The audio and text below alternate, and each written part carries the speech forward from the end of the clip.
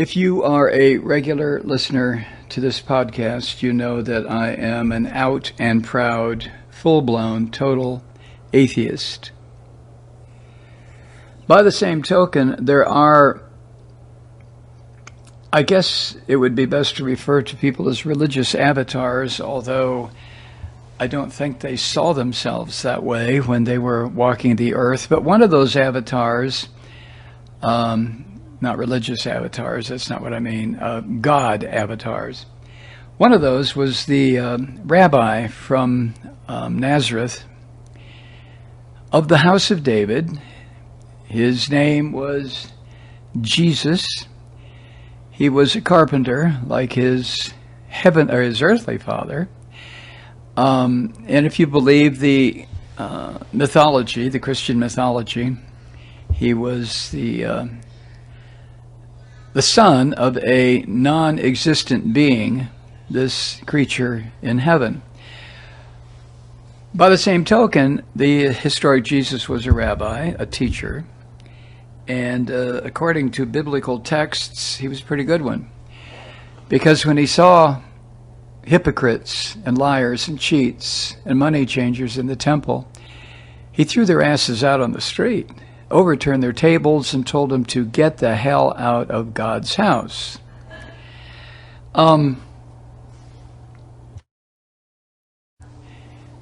He had his ministry. He lived a certain number of years, as you know, if you follow this mythology, and then he was executed by the governor of the area where he was tried, more or less a trial, and convicted. I have great respect for people like Gandhi, Jesus, the Buddha, Dr. King, Malcolm X. I mean, just on and on. These are teachers. These are people who try to explain in the simplest terms possible the idea of equal justice under the law, equal protection under the law, the effectiveness of massive passive resistance in obtaining those goals. And then we have Donald Trump, which fits into that group about as much as a square peg fits into a round hole, even worse. There was Trump the other day looking at a Bible, a history of the Jews, and an interpretation of the Christian Messiah, all packed together in one compact book. And there was Trump, this hypocritical pig, Donald Trump, holding a Bible, using the Bible as a prop, defiling two religions, pissing on the man who spoke at the Sermon on the Mount, pissing on the so-called Beatitudes that have among them, blessed are the peacemakers, urinating and defecating all over the book just by his holding it, a prop.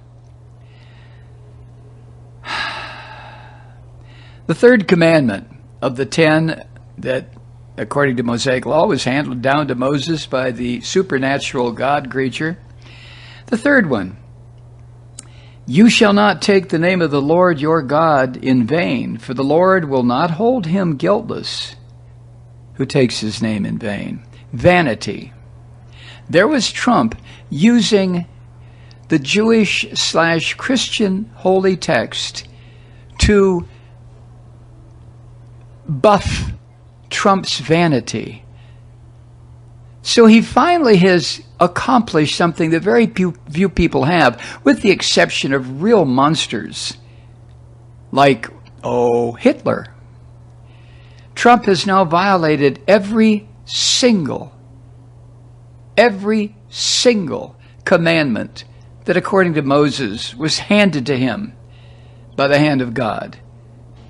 You shall not take the name of the Lord your God in vain, in vanity, using it.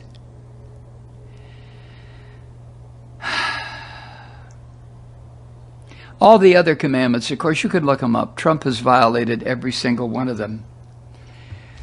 But there he was. There the filthy son of a bitch was. Walking after clearing Lafayette Park, after tear gassing and beating and pushing and pepper spraying and arresting people to clear a path for this would-be fucking Caligula. There he was, holding aloft, looking at the Bible like he didn't know how to hold it. In the first place, he held it upside down. He didn't know what was the front or the back. The look on his face was a typical Trump look. What the fuck am I holding? What is this? Who gave it? What the fuck is it? Holy Biblia? What's a Biblia? So now lawmakers, former elected officials, and religious leaders have voiced their particular outrage at this filthy son of a bitch after police used tear gas and flashbangs against peaceful protesters outside the White House to clear a path for Caligula so he could do a photo op at St. John's Church on Monday evening. This miserable son of a bitch. And you white evangelical Christians, you crazy fuckers, how much longer are you going to participate in this defiling of the man you call the Son of God? How much longer are you going to do it? Nancy Pelosi and Chuck Schumer said in a joint statement that Trump is, quote, ripping the country apart when Americans are crying out for unity over the murder of George Floyd in Minneapolis. But Trump doesn't give a fuck. Trump wants violence. Every talking head at the Fox sewer wants violence. Rush Limbaugh wants violence. He wants to see it before his stage 4 lung cancer takes his fucking lungs and turns them into glue. Rush wants to see it. In their statement, Pelosi and Schumer said, quote, tear gassing peaceful protesters without provocation just so Trump could pose for photos outside a church dishonors every value that faith teaches us. And then the next part of their statement was a waste of words, but what the fuck? Here's what they said. We call upon the president, law enforcement, and all entrusted with responsibility to respect the dignity and rights of all Americans, end quote. A waste of words, Speaker Pelosi. A waste of words, Minority Leader Schumer. We call upon the president to respect the dignity and rights of all Americans. Shit.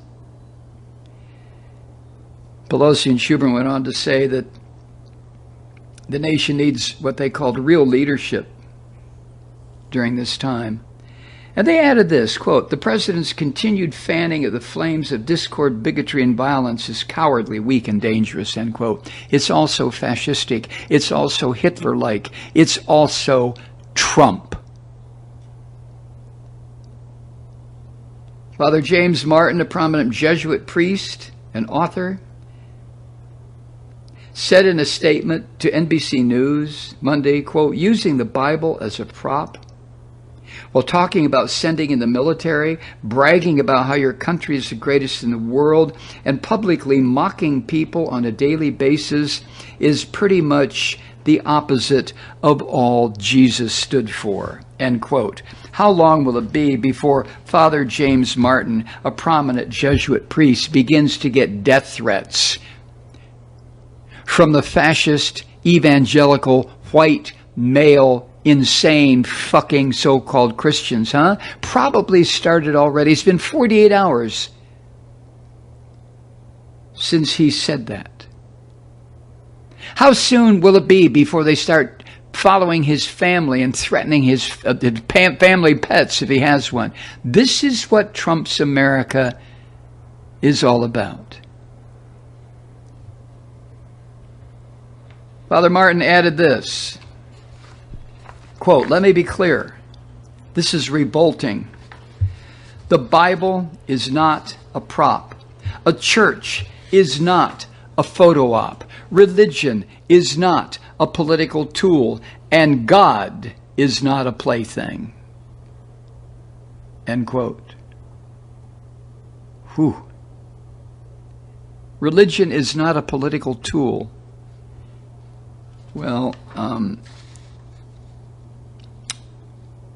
Father Martin, if I may, with all due respect, that's all religion is in this country, especially Christianity, as practiced by white evangelical Christians, a political tool. Nothing more, nothing less. Any divinity, supposedly within the Christian faith, as practiced by white evangelicals, has been smashed, ripped to pieces, pissed on, denigrated, violated. Religion is a political tool. Hey, Truth Seekers, while we're practicing safe social distancing, it's a great time to treat yourself with some seriously delicious, responsibly sourced coffee. Awaken to pleasure with River Moon Coffee. But don't take my word for it. Here are 2 recent reviews. Quote, "We sell River Moon Coffee at Marine General Store, and I can't seem to keep up with customer demand.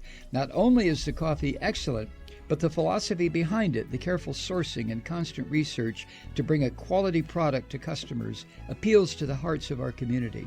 End quote. And here's one from a fellow Malloy listener. Quote, "I love this coffee. I buy it in 5-pound bags. I especially love the Truth Seeker blend." End quote. Sounds like they're planning ahead for the apocalypse. Anyway, support a progressive small business that supports this program. Go to MikeMalloy.com and click on the River Moon Coffee link on the main page. You'll thank me later.